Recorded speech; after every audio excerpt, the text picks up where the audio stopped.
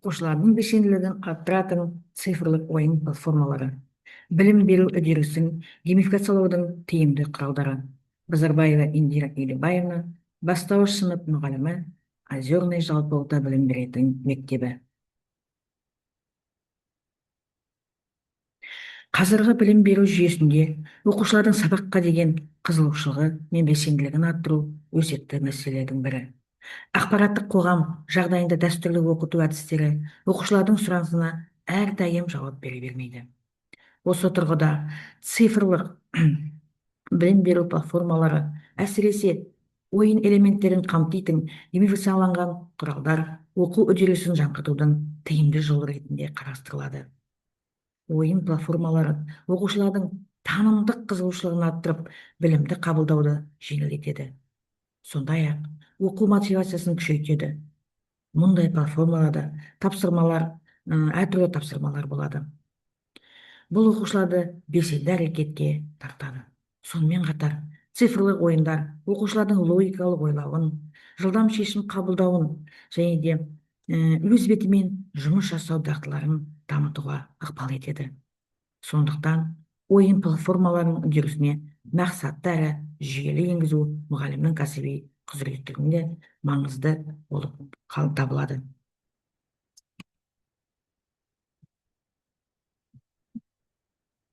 Неліктен ойын платформалары маңызды? Өзекті мәселесі ақпараттық қоғамда дәстүрлі әдістер оқушы сұранысына толық жауап бермейді. Шешімі геймификация оқу үдерісіне жаңғыртудың және мотивацияны күшейтудің кілті. Нәтижесінде оқушылардың танымдық қызығушылығын ояту және білімді қабылдауды жеңілдету. Тиімді қолдану ережелері. Бұл жерде ойын мақсат емес, ол құрал ретінде пайдаланылады. Мақсаттылық ол ойын мазмұны оқу мақсатынан басым болып кетпеуі тиіс. Қауіпсіздігі, интернетке тәуелділік пен уақытты басқару мәселелері ескерілуі қажет. Сәйкестік, платформа сабақтың мазмұнына, оқушының жасы мен деңгейіне сай болу керек. Ал рөлі, мұғалім платформаны тек қызығушылықты ояту емес, білімді бекіту үшін қолданылады. Енді айта кететін болсақ, геймификацияланған артықшылықтары бұл жерде мотивация дегенде логика, жылдамдық, белсенділігі. Мотивация ретінде мұнда жарыс, марапат, деңгейінен өту элементтері. Мысалға, логикаға сыни ойлау мен шешім қабылдау қабілет жатады. Ал жылдамдыққа кері байланыс пен жедел бағалау мүмкіндіктері жатады. Ал белсенділікке оқушының өз бетімен жұмыс жасау дағдысы жатады. Осы цифрлық платформаларды қолдану барысында мысалға әртүрлі платформаларды қолдануға болады. Соның ішінде мысалға викторина мен жылдам бағалауға мысалға мына платформаларды қолдануға болады. Мысалға Kahoot пен Quizzes ол бәсекелестікті, автоматты және бағалау және жеке қарқынмен жұмыс ретінде қолдануға болады. Ал блокет пен KimKit стратегиялық ойлау, виртуалды ақша жинау және түрлі сценарий ретінде қолдануға болады.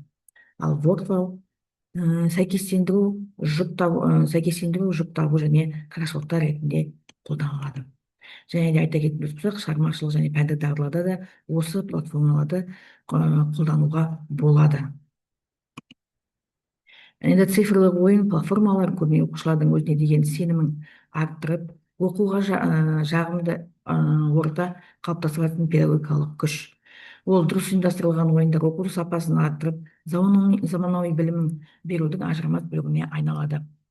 Енді қорытындыға келетін болсақ, бұл жерде цифрлық ойын платформалары оқушылардың оқу белсенділігін арттыруда тиімді педагогикалық құрал болып табылады.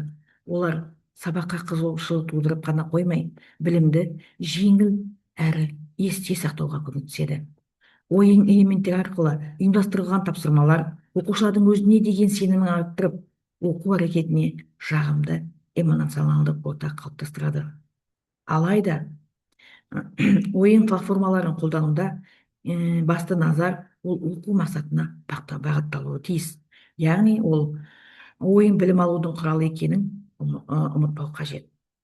Ал мұғалім платформалары сабақтың мазмұнына, оқушылардың жас ерекшеліктеріне және оқу деңгейіне сәйкес таңдап қолданған жағдайда ғана ол оң нәтиже береді.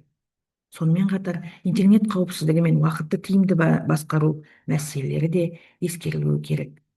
Дұрыс ұйымдастырылған цифрлық ойындар оқу сапасын арттырып, заманауи білім берудің ажырамас бөлігіне айналады. Назарларыңызға рахмет.